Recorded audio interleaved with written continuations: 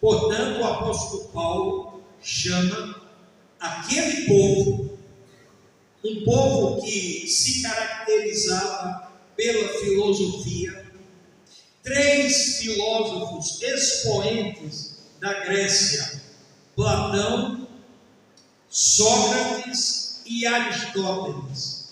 3 filósofos que ainda hoje, nos cursos de filosofia, se estuda a respeito de Platão, a respeito de Sócrates e a respeito de Aristóteles. E aqui o apóstolo Paulo está chamando aquele povo de ignorante.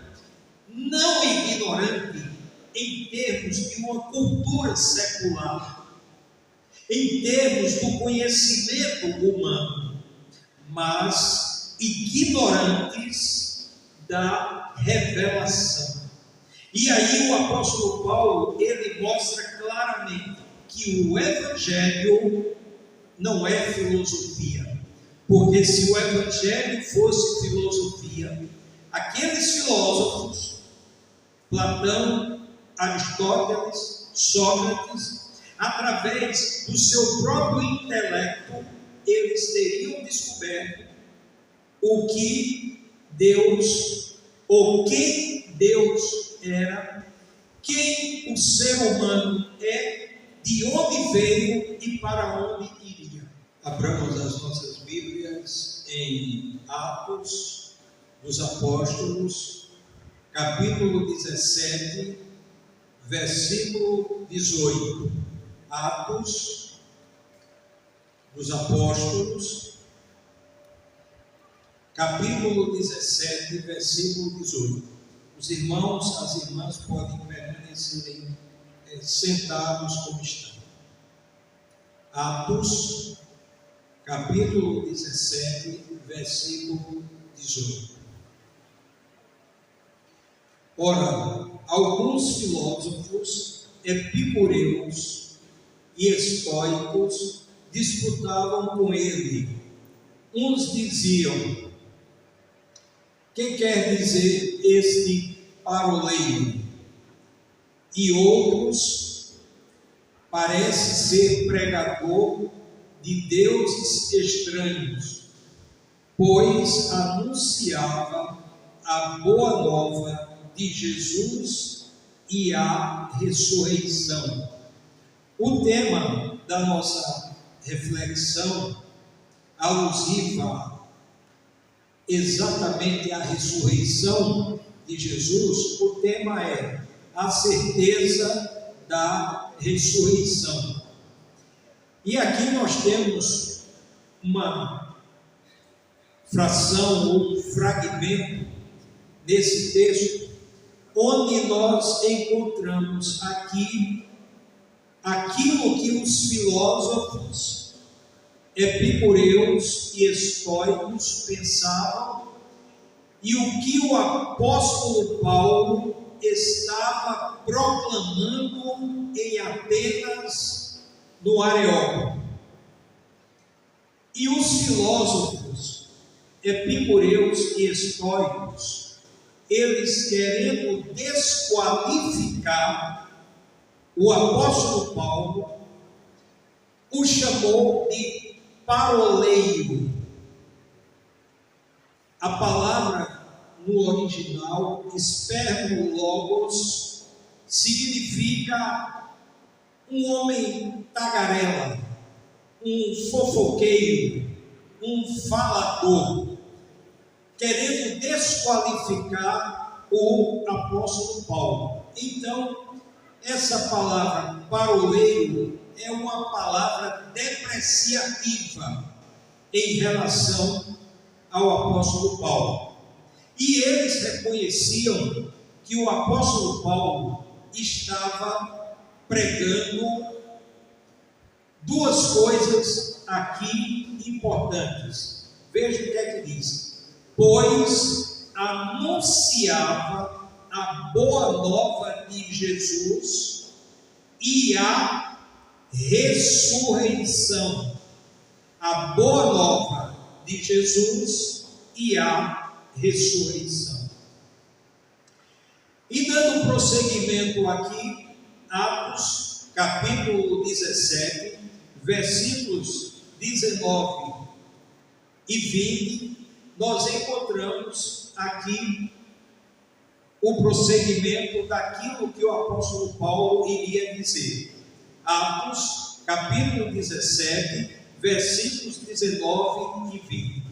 E tomando-o, o levaram ao Areópago, dizendo: poderemos nós saber que nova doutrina é essa de que falas? Pois tu nos trazes aos ouvidos coisas estranhas. Portanto, queremos saber o que vem a ser isto. Quer dizer que os atenienses, os gregos, ainda não conheciam Jesus e muito menos sabiam a respeito da ressurreição. E eles levaram o apóstolo Paulo para o Areópago. O Areópago era um lugar ao ar livre, onde eles se reuniam exatamente para ouvir aquilo que o apóstolo Paulo iria dizer. Portanto, o Areópago era uma colina ou uma montanha, e ali eles se reuniram exatamente para ouvir a pregação do apóstolo Paulo. E aí o apóstolo Paulo começa a pregação. Atos, capítulo 17, versículos 22 e 23. Então Paulo, estando de pé no meio do Areópago, disse: varões atenienses, em tudo vejo que sois excepcionalmente religiosos. Portanto, o apóstolo Paulo estava ali diante de um grupo de homens que eram excepcionalmente religiosos. E o apóstolo Paulo, ele destaca no versículo 23 o seguinte: porque passando eu e observando os objetos do vosso culto, encontrei também um altar em que estava escrito: ao Deus desconhecido. E aí veja o que é que o apóstolo Paulo diz: esse, pois, que vós honrais sem o conhecer, é o que vos anuncio.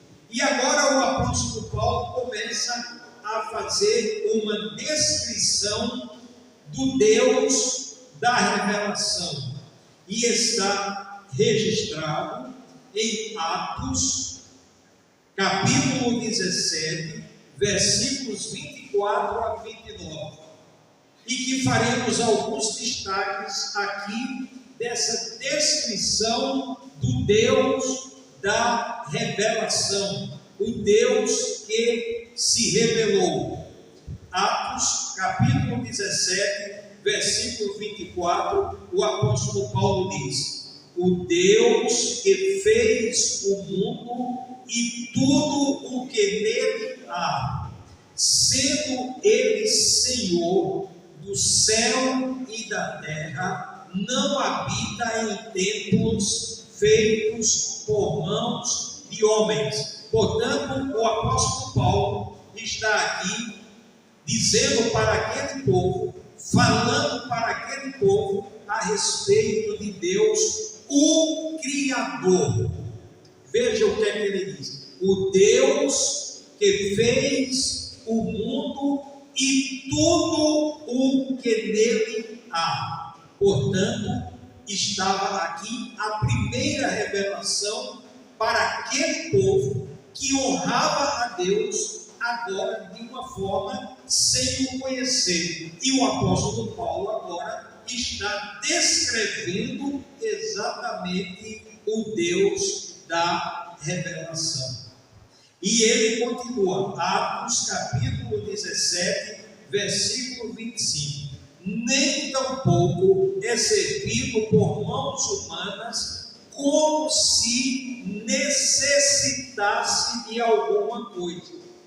Muitas vezes a gente pensa que o Deus Criador, ele necessita de alguma coisa nossa. Não, é exatamente o contrário. Nós é que necessitamos dele. Ele não necessita de nada nosso.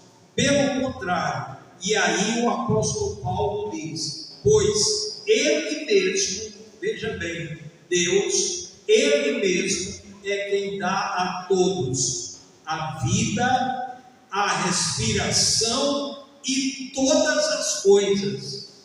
Então o apóstolo Paulo está instruindo aquele povo que honrava a Deus, mas sem o conhecer. E o apóstolo Paulo agora está tornando Deus conhecido àquele povo. E continua, Atos 17, versículo 26.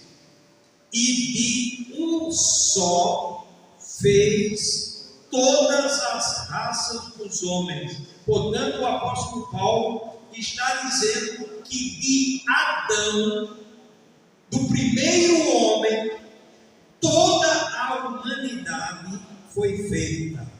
Inclusive, Deus fez a mulher da costela de Adão.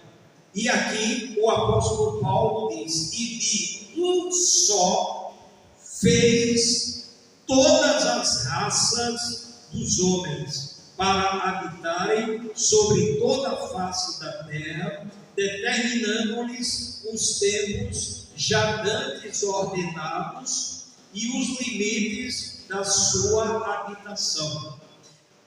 Em Atos 17, 27, o apóstolo Paulo continua descrevendo o Deus da revelação, para que buscassem a Deus, se porventura tateando o pudessem achar, o qual todavia não está longe de cada um de nós. Veja o que é que ele diz agora no versículo 28. Porque nele vivemos, isto é, em Deus vivemos, e nos movemos e existimos, como também alguns dos vossos poetas disseram, pois dele também somos geração. Então nós temos aqui a descrição do Deus da revelação. E no versículo 29, o apóstolo Paulo, ele faz a comparação entre o Deus verdadeiro e os ídolos. E o que é que ele diz? Atos, capítulo 17, versículo 29. Sendo nós, pois, geração de Deus, não devemos pensar que a divindade seja semelhante ao ouro, ou à prata, ou à pedra esculpida pela arte e imaginação do homem. Aqui ele acaba completamente com a idolatria. Mas em Atos 17, 30 e 31, aí o apóstolo Paulo fala exatamente o tema da nossa reflexão, a certeza da ressurreição. Veja o que é que o apóstolo Paulo diz para os atenienses: mas Deus, não levando em conta os tempos da ignorância. Portanto, o apóstolo Paulo chama aquele povo, um povo que se caracterizava pela filosofia, 3 filósofos expoentes da Grécia, Platão, Sócrates e Aristóteles, 3 filósofos que ainda hoje, nos cursos de filosofia, se estuda a respeito de Platão, a respeito de Sócrates e a respeito de Aristóteles. E aqui o apóstolo Paulo está chamando aquele povo de ignorante. Não ignorante em termos de uma cultura secular, em termos do conhecimento humano, mas ignorantes da revelação. E aí o apóstolo Paulo, ele mostra claramente que o evangelho não é filosofia, porque se o evangelho fosse filosofia, aqueles filósofos, Platão, Aristóteles, Sócrates, através do seu próprio intelecto, eles teriam descoberto o que Deus, ou quem Deus era, quem o ser humano é, de onde veio e para onde iria. Mas aqui o apóstolo Paulo diz o seguinte: mas Deus, não levando em conta os tempos da ignorância. Vocês conhecem a cultura humana, mas não conhecem a revelação de Deus. E aqui, o que é que diz? Atos 17, versículo 30. Mas Deus, não levando em conta os tempos da ignorância, manda agora que todos os homens, em todo lugar, se arrependam. E o que significa arrependimento? Mudança na forma de pensar, mudança na forma de falar e mudança na forma de agir. E em Atos 17, 31, a certeza da ressurreição. Veja o que é que o apóstolo Paulo diz: porquanto determinou um dia em que com justiça há de julgar o mundo, por meio do varão que para isso ordenou. Que varão é esse ao qual o apóstolo Paulo está se referindo? Jesus Cristo, por meio do varão que para isso ordenou, e disso tem dado certeza a todos, ressuscitando-o dentre os mortos. Portanto, a certeza da ressurreição. Mas em Atos 17, versículo 32, nós temos a reação daquele povo. Quando eles ouviram a respeito da ressurreição, eles tiveram uma reação. E de que forma eles reagiram? Está registrado em Atos, capítulo 17, versículo 32. Mas quando ouviram falar em ressurreição de mortos, quer dizer que aquele povo, eles nunca tinham tido contato com a doutrina da ressurreição dos mortos e muito menos contato com a ressurreição de nosso Senhor e Salvador Jesus Cristo. Portanto, olha o que é que diz aqui: mas quando ouviram falar em ressurreição de mortos, quer dizer que eles entenderam plenamente o que o apóstolo Paulo estava pregando. Uns escarneciam, quer dizer que naquele momento o apóstolo Paulo, ele foi escarnecido, ele foi ridicularizado no meio daquelas pessoas, no meio dos filósofos epicureus e estoicos. Diz aqui: uns escarneciam. E outros diziam: acerca disso te ouviremos ainda outra vez. Mas em Atos, capítulo 17, versículo 34, a pregação do apóstolo Paulo teve frutos. Atos, capítulo 17, versículo 34. Todavia, alguns homens aderiram a ele e creram, entre os quais Dionísio, o Areopagita, e uma mulher por nome Damaris, e com eles outros. Então o apóstolo Paulo, ele teve frutos naquela pregação. Muitos escarneceram, outros diziam: acerca disso te ouviremos ainda outra vez. Mas muitos creram, e dois nomes registrados, Dionísio, o Areopagita. Significa o Areopagita? Era aquele que cuidava daquele local,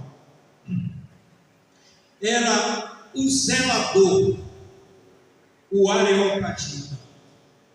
Creu, se converteu. E uma mulher por nome Damaris, e com eles outros. E em todo o Novo Testamento, Dionísio, o Areopagita e Damaris só são mencionados uma única vez, exatamente aqui, na conversão deles, na conversão de Dionísio e na conversão de Damaris. E tudo através da pregação de quê? Jesus, a ressurreição e o Deus da revelação. Tudo escrito aqui. Portanto, pela manhã, nós vimos o apóstolo Pedro pregando sobre a ressurreição em Jerusalém, e agora à noite nós vimos o apóstolo Paulo pregando sobre a ressurreição no Areópago, em Atenas, na Grécia. Que Deus coloque essas verdades em nossas mentes, em nossos corações, e cada vez mais nós tenhamos convicção da fé que fizemos em nosso Senhor e Salvador Jesus Cristo. Que Ele, pois, nos abençoe. Amém.